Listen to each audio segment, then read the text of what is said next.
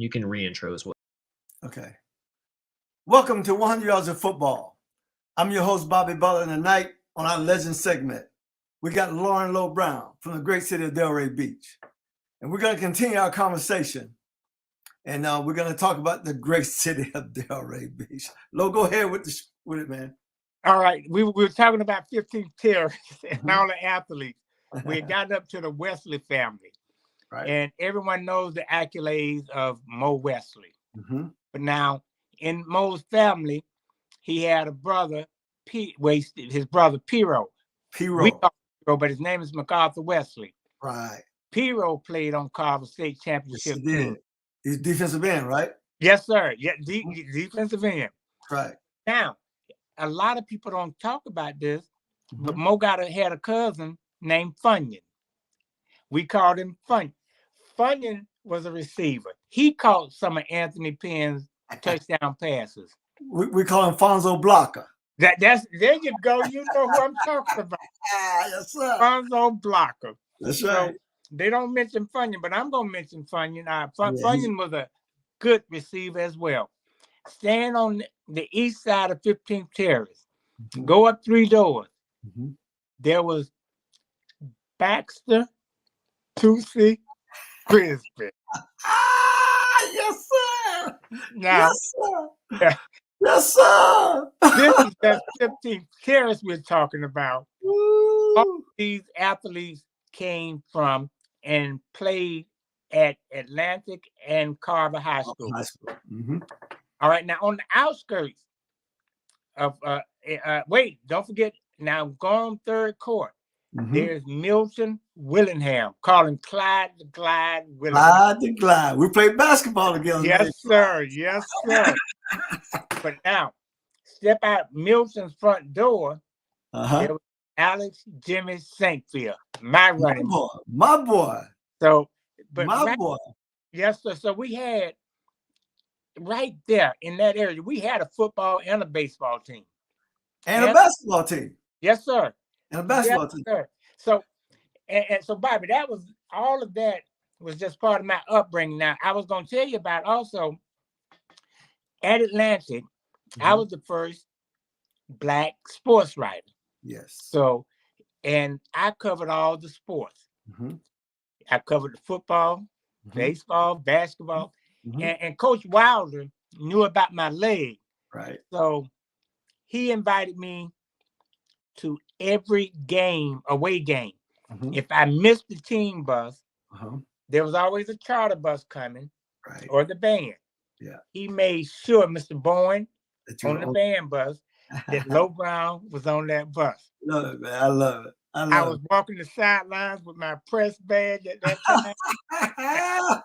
So I got to know all of the athletes and how and I interacted with all of them, white and black.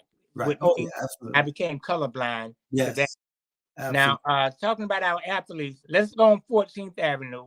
Well, hold on now. Let's stay over there a couple seconds. Okay. There's a couple of guys you miss. All right. And I gotta mention these guys because both of them are special to me in my own way. One name is Willie, we call him Jack Bernard. Willie Bernard, right? Next door to Milton. Let me tell you something. There's a lot of great athletes that go to Atlantic, come out of Delray, come out of Carver Park. The greatest point guard in the city of Delray Beach is Willie Jack Bernard. Baseball player too. Him and Mo Wesley. Now him and Mo Wesley were in the same class. Those two right there, those two guys right there. Listen, you can't get no better than those two right there, right? And so Willie Jack Bernard, great baseball, great basketball player. And then when you go in that little cul-de-sac down there, there's a guy who I love to watch play football. Oh, but he went to Boca. But we played rock ball together. Yeah, Smith. And so I played, of course, I played quarterback. And he played quarterback. His name, Tom Smith. We call him Boot. Yeah. And I remember I remember when I was playing 130-pound football for the Rocks, that this kid was playing 85, 105, throwing the prettiest ball I ever seen throw in the park. And it was boot. He had the every pass was a perfect spiral. He just can do that thing, man. And so he didn't play at Atlantic, but he ended up playing at Boca High School. And then, Lowe, this blessed me, right? Because a part of me, when I went to school, in my mind, I was still a quarterback. I was making a transition mentally, right? In my senior year, we go play Memphis State in Memphis, Tennessee. And guess who's the starting quarterback for Memphis State? Tom Smith.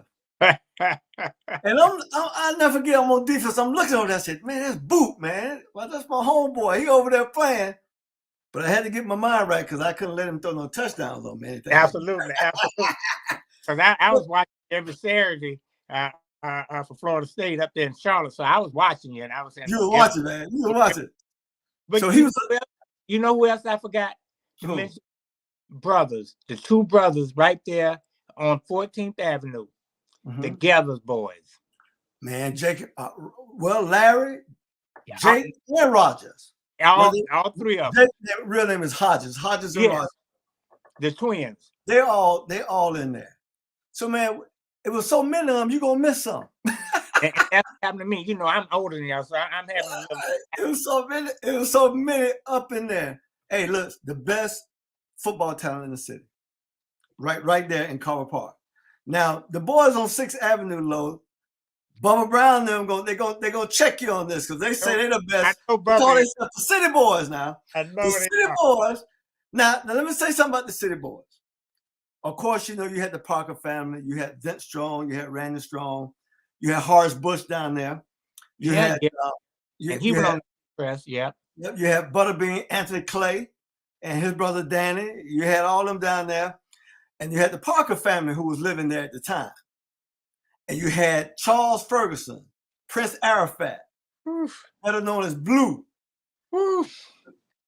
That group now, that little small group right there, could have been the most physical group of young men in the city.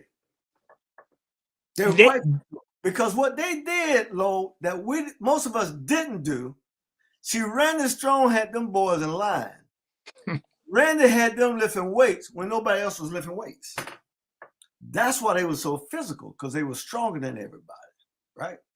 They were strong. I tell them, I love them boys because I played with all them too. But that Carver Park is a whole nother level. Whole nother level, boy. Carver Park is a whole nother level. And they know that, but you know what? Now keep still on 14th Avenue. As soon as you cross over 3rd Street from where Carver High School was, on the left, Larry and Leroy Temple. What you talking about, Doc? Go up 2 doors, the Burgess brothers. Yes, sir. Gus and Jerome. Yes, sir. Go up 5 houses on the left. Chuck Jones. Yes, sir.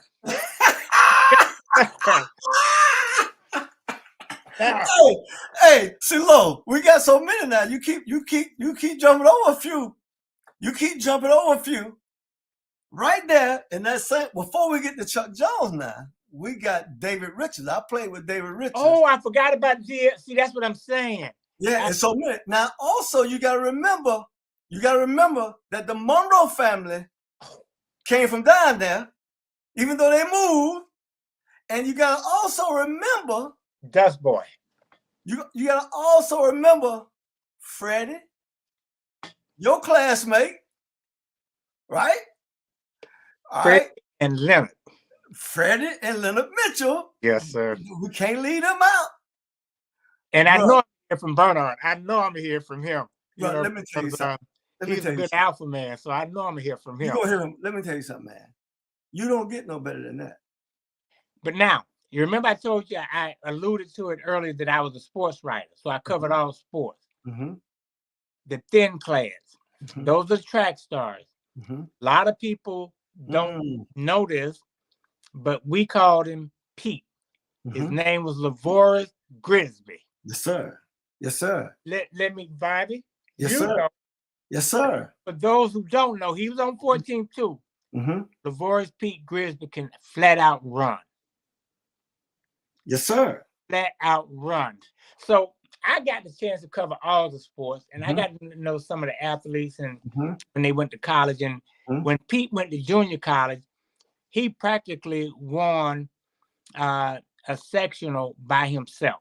Yes. With the points that he accumulated. And you're a track star, so you know what I mean by accumulated points in the events that he was in. Yes. So now here's something else. But Bobby, as much talent as we had, integration did a lot of athletes. Those athletes right there did them a favor.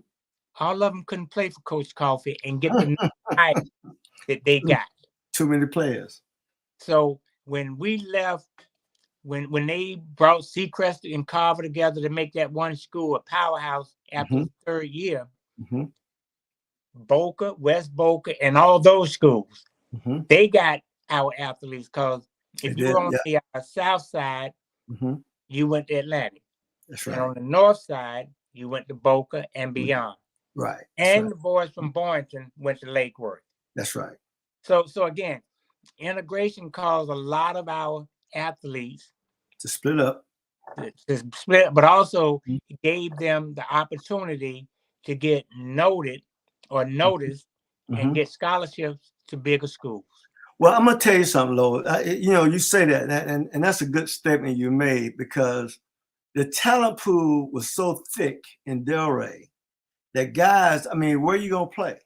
And so you look at, when we talk about Carver High, during segregation, we're talking about a time where the kids in Boynton went to Carver, the kids in Lake Osborne went to Carver, the kids in Delray for sure went to Carver, and the kids from Boca Raton came to Carver. They did. That's what my family.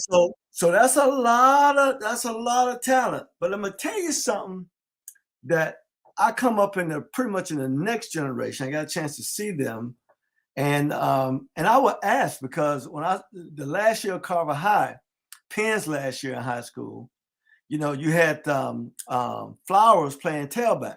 Lester Flowers. Lester was playing tailback. He had the best feet. He had feet. There's another guy. He was a former teammate of mine. He played football at Oklahoma. He played. He was drafted by the Baltimore Colts. He was a running back. He played for the Colts. Then he played for the Redskins when they won their first couple of Super Bowls. Then he came to Atlanta. He's a great running back from Oklahoma named Joe Washington. And when I saw Joe play, when I used to watch him on film, I couldn't think about nobody but Lester Flowers. They had the same feet.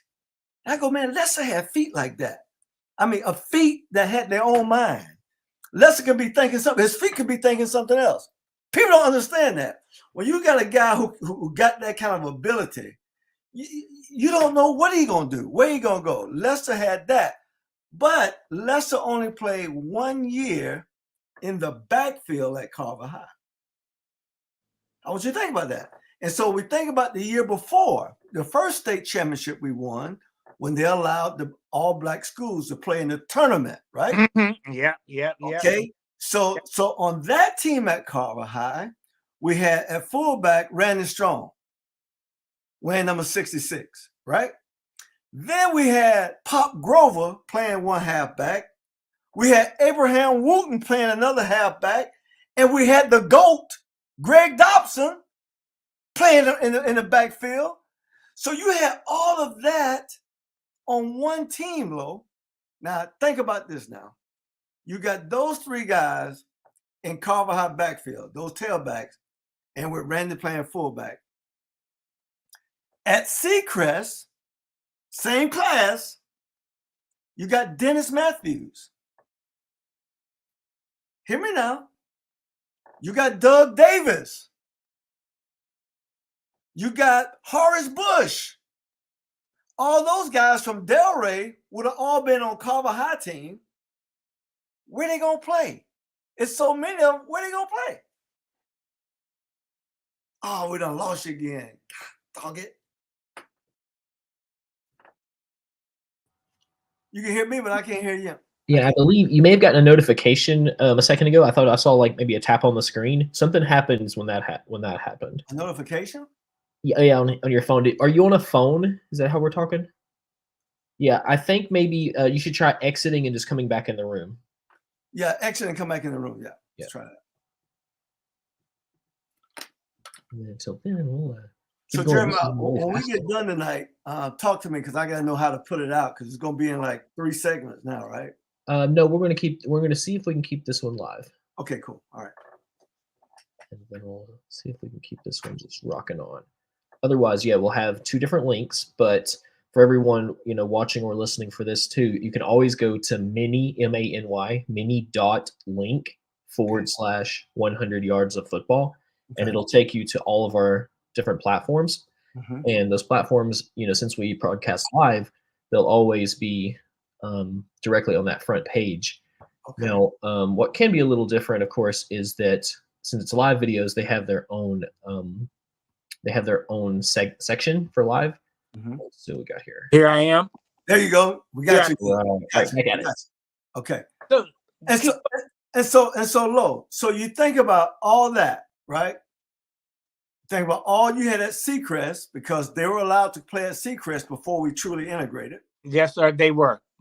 And so you think about those backs over there, and you think about how loaded we were the first championship year with Greg Dobson, Abraham Wooten, and Pop Grover. But that's a lot. Look here, and you know what? And they weren't so big like the athletes are today, but they were as determined and dedicated as an athlete could be. Yes. When they went out on that field for Coach Coffey, they went out there for the pride of Delray. Yes, no doubt. When they put on that blue and white, they represented our community, and they represented well. But you're right, that talent pool. They had to have gone somewhere else in order to achieve some type of success. Exactly. And now, all of them, they could have played any school. They could anywhere they went. They would have been still, especially you and Mo Wesley. I mean, all the athletes were good. I'm just saying though, you all could have went into any high school. Yes. As they do now, like at St. Thomas down for give you a scholarship to come and play. You guys went anywhere. But it's so different because I think about all what's going on in high school sports now. And people, kids can go play at any school they want to. But we had so much pride in Delray. I would have never went anywhere to play football. I mean, think about it. I mean, Delray. And so Coach Coffey, I can't tell you, I'll never forget this. I had a moment. Now, I used to live right behind the Coffey family. I know you go. Me and Larry have been buddies since first grade, right? And so I'll never forget when we integrated schools and I found out that there's not going to be a Carver High. I can't tell you how frustrated and how depressed I was thinking it out, knowing that I'm never going to play for Coach Coffey at Carver High School. That, bro, I'm telling you, that right there was not good for me because I was like, I can't wait for my opportunity to come and play for him at Carver High. I can't wait to fill Penn's shoes. I can't wait to go and do the things that they've done, but we never got that chance. But we did. And so we did. And so we went on. We couldn't see it at the time, but we did. We got every opportunity that we needed to do what we had to do. And it continued, but I think back and I look at us at Atlantic and, we had a lot of success at Atlantic. And I look at the caliber of players that they had at Boca. Had we been together, it would have been just like it was back in the old day. It's number one football. It's number one football. In Glade Central, I mean, in Belglade and Pahokee, they got the one school, Pahokee High and Glade Central. One school. They got a talent pool, but had Delray Carver High remained in existence as a high school, no one, when I tell you no one would have been able to touch us. Well, think about it, Lowe. Just think, let's go back now. Let's think about this now. When I'm at Atlantic, we play Glade Central every year. That's right. We open the season with Glade Central every year. The second game is Pahokee every year for 4 years, and we never lost to anybody from Belgrade or Pahokee in my 4 years of high school. And so I'm just, I tell people all the time, yeah, they play great football in the muck. Don't get me wrong. I'm not twisted. But y'all got to consider the city of Delray when you start talking about football. That's my point. They in their little communities, they got theirs. But in Delray, as you said, you boys, I was cheering you on like you wouldn't believe. I was the best cheerleader that there was. I was cheering on my Atlantic Eagles, boy, and y'all put on a show. On Friday night, y'all put on a show. I can remember, Bobby, let me tell this story, if I can. Something you and I talked about a while ago. You said you wanted to play for Carver so bad, and you found out your father was might be moving to pastor a church. That's right. In Jupiter, Florida. In Jupiter, Florida. You want to stay with your uncle, Gus. I know Gus, and I had yes. So stay with him just so you can. Hey, I had it worked out, man. I went to them first to make sure it was gonna be cool. Cause my dad was talking about moving, and I'm like, I ain't going to Jupiter to play no ball. Jupiter? They were at that time probably the worst sports program in the whole county. I can't speak about them now. I don't know, but back then they were probably the worst sports team in every sport in Palm Beach County. Well, that's what I was saying. So I know that you were real dedicated for playing for Coach Carver, and then now eventually Atlantic and Success followed you on the field. But let me say these few names. Okay, go ahead. This family, they played baseball very well. You was talking to their brother last week. Yes, sir.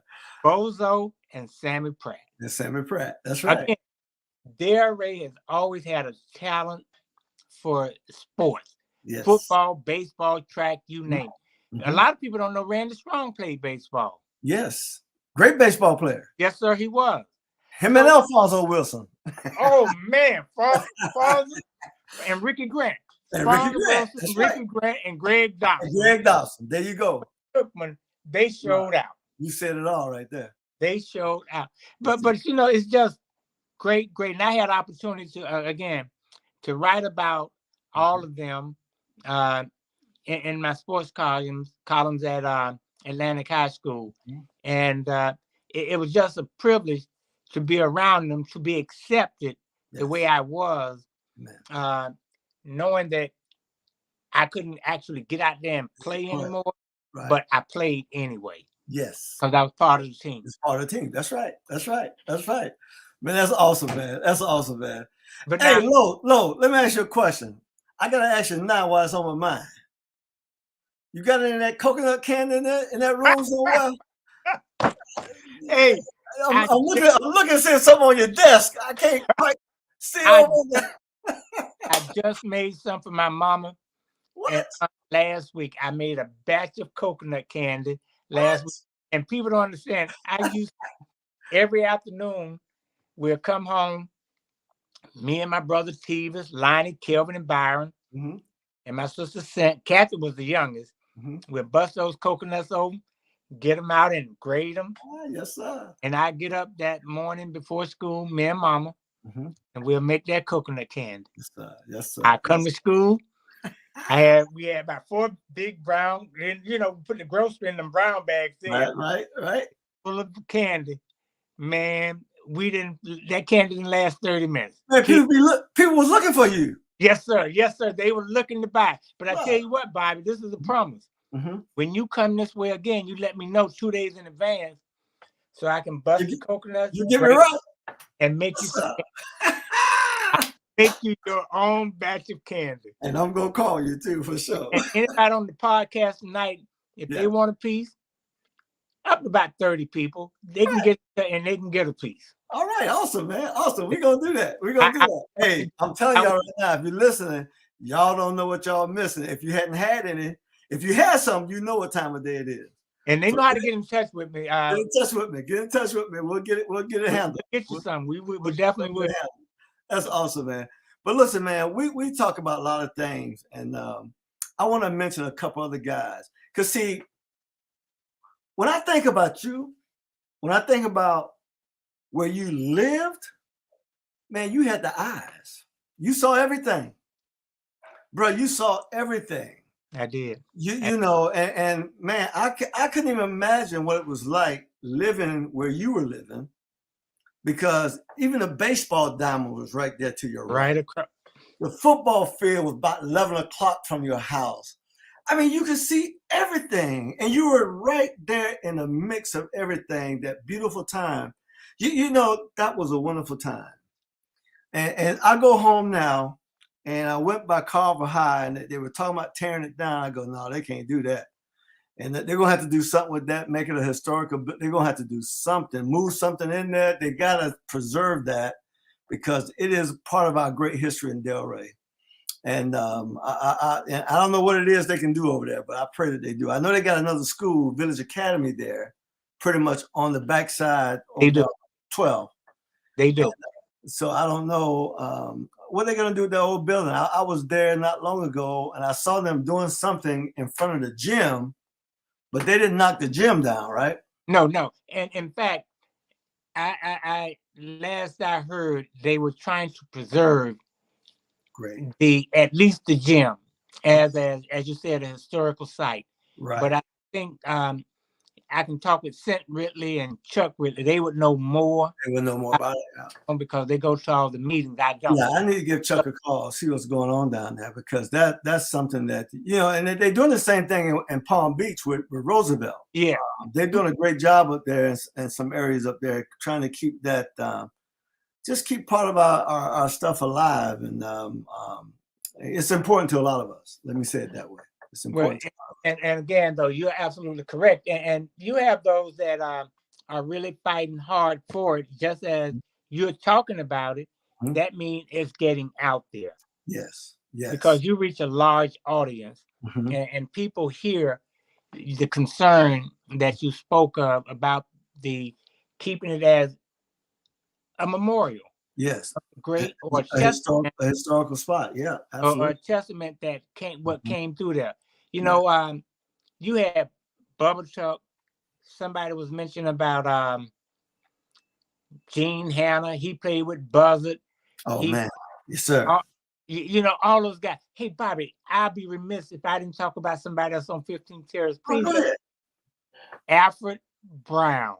Yes, sir. Alfred Brother. Man, what you talking about? What you talking about, man? You know, that's Bobby's brother. And you know what's amazing about Alfred? You know, Alfred moved to Riviera, and we played against him at Suncoast. At Suncoast, when he played at Suncoast. Yeah, we played against him at Suncoast, man. Hey, man, I love that dude right there. And one of the greatest battles I can remember with you and that boy from, was it Suncoast he went to and went on to Michigan? Anthony Carter. Anthony Carter. Kuda head, my boy. Look here. He ran one back, a kickoff back, and you got a kickoff. You took it back, I think. Or if you didn't take it back, you took it so close, it was like it was back. Y'all went back and forth, tip for tat, man. Tip for tat. Yeah. Friday nights, they have Friday night lights, but they just don't know what football was like with Riviera and the men from Delray. Well, think about this, all right? So when we go back before us at Atlantic, we go Carver High, we talk about Kennedy High School that had the likes of Lamar Parrish playing at Kennedy High School. Yes, sir. Guys like the Coleman boys. The Coleman boys. About 5 of the Coleman boys who came through there, Bootsy and all those guys, man. Bernard, Coleman. Oh, listen, man, those guys were special ball players. And then you get Anthony Carter coming during our time, who was, man, he was a special guy. He was. I love that dude, man. He was 2 years younger than me. And, but, you know, as a 10th grader, well, let me back up. When I first knew about Anthony was a 9th grader at Suncoast. Now, I want you to listen to this. During the football season, some of the guys on the JV was talking about this freshman that, you know, we couldn't stop him. Little skinny dude, we couldn't do nothing with him. And then we played them. I'm a junior now. We play up at Suncoast, and he's returning kickoffs that night. I'm telling you, I remember him. And even as a 9th grader, he takes the ball and he go down the field. I'm like, who is this little cat right here? And then you fast forward to the next year, my senior year. Now, my senior year, I had a special year in high school. I threw 23 touchdown passes. I ran 24. All right. And all the running was not on offense. You know, I had about 4 punt returns for touchdowns. I had 7 interceptions, 6 for touchdowns. And so I had a lot. I was doing everything. I was the punter. I was deep on the kickoff return. I was deep on the punt return. I was a quarterback. I was a safety on defense. So I played almost every play. Anthony Carter beat me out for Player of the Year in Palm Beach County as a 10th grader. He scored 36 touchdowns as a wide receiver in the 10th grade. That's why that's why Bo came and got Bo won. Well, let me tell you something else now. I'm gonna give you some stuff. He signed the letter of intent to come play at Florida State before he went to Michigan. Look, we had him. He came to visit. I showed him around. I told him about what's going on here, that we're close to doing something special. And he signed the letter of intent to come play at FSU. And then in the midnight hour, I don't know what happened. It wasn't no NIL back then, but he got an NIL deal. He got a deal. Come on now. Hey, you can't get nobody from Palm Beach County to go play football in Michigan. No, sir. No, it's snowing. Oh. It's cold. Florida or FSU or Miami? Miami. So, but he signed with us. But back then, the rule was, if you sign, you can sign with another team outside the state and forego that first signing. That was the rule back then. And so he went to Michigan. And I tell him this every time I see him now. I tell him, I say, man, you are responsible for me losing 2 national titles. He didn't even come close at Michigan. They had a good football program, but he didn't come close to a national title. Had he stayed with his commitment at Florida State, we'd have won 2 back-to-back titles my junior and senior year if he would have been with us. I'm telling you right now.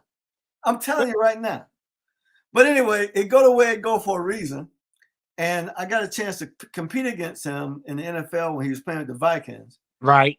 And I'm going to tell you, we played them one year. I got to tell this story. This is a great story. And so we're playing up in Minnesota in the Dome. And we're in a cover 2. This is Deion Sanders' rookie year. I'm playing left corner. Deion is playing on the other side, the right corner. And we're in a cover 2. And in a cover 2, we didn't disguise it. We're up on the line of scrimmage. They knew what we were in. And so I'm on AC. And AC go in. He run like a slant. And I get my jam on him and I pushed him. And the tight end was coming to the flat, so I had to let him go and get the tight end coming in my zone. Kramer throws the ball and hit AC right between me and Jesse Tugger, who was a middle linebacker. Right, yeah. AC catch the ball, took a sharp right turn. And Scott Case, our all-pro safety, he coming downhill trying to knock him out, right? And you know you're not going to get a good lick on him. No, he was too slick. He was too slick. And so AC gave him a shoulder. Scott Case went to the ground. Low, he was gone. And I'm shaking my head. This got doggone joker gone now. Hey, Bobby, you know what? I'm looking. Hold on, let me finish it. I'm looking. Now he gone. Now you know how fast he was, right? Oh yes, sir. He gone. And And I see on the other side, in the corner of my eye, I see somebody moving like a cartoon. And Yeah. Dion went and got him. He went and got him. And that's one of the times when I was playing with Dion that I did this. I shook my head. Did he really do what I just saw him do? That's the kind of player he was. Okay. He would do the exceptional. But now, you know about it. Can I go back again? Mm-hmm. Street football. Mm-hmm. On street football, mm-hmm. you learn moves like that. You learn if you don't learn how to juke and shake, you're going to get knocked straight down. You're going to get knocked out. That's right. So, again, credit that to the street football and the youth. Delray Rocks has always had an exceptional youth program. Always. And I just saw Eric Davis just won his 3rd straight Super Bowl champion with the 9 and under. Yeah, I saw that. Coco Golf's little brother played quarterback on that team. I came down there to see them play homecoming 2 years ago. He got a special little group. And when I saw them, it reminded me of a team I played on with Bunk Mitchell. Uh-huh. It was about 4 of us. It was me, Bernard Parker, Van Williams, Preston Williams, and P. Nanny. Ernest Williams, Snake little brother. It was 4 of us. Any one of us who get it was gone. You can give it to any one of those 4, and you're gonna hear that bell. Ding-a-ling-a-ling-a-ling. Got out. Gone. You know what? What about we didn't mention him, or I didn't. Mm-hmm. But what about Snake Robinson? Snake. Well, let me say this about Snake. Snake, if you talk about the Delray Rocks, his picture should be on the billboard. Yes. I don't care who came through there. I don't know them all.